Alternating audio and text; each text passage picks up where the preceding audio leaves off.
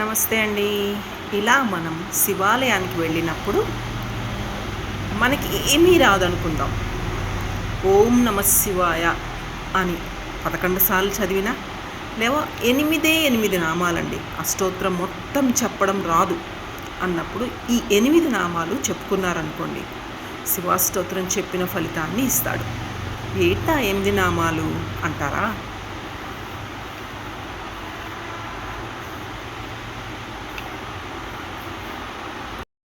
భవాయ దేవాయ నమః, సర్వాయ దేవాయ నమః, ఈశానాయ దేవాయ నమః, పశుపతయే దేవాయ నమః, రుద్రాయ దేవాయ నమః, ఉగ్రాయ దేవాయ నమః, భీమాయ దేవాయ నమః, మహతే దేవాయ నమః. అంతే. ఈ 8 నామాలు చెప్పుకుంటే అష్టోత్తరం చెప్పినట్టే వస్తుందండి.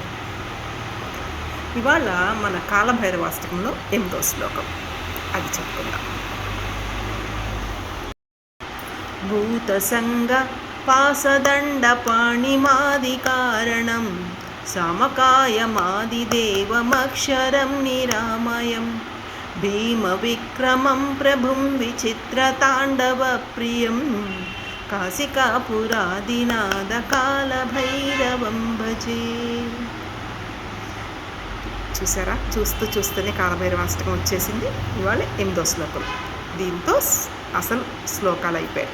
రేపు ఫలశ్రుతి నేర్చుకుందాం. నమస్తే అండి.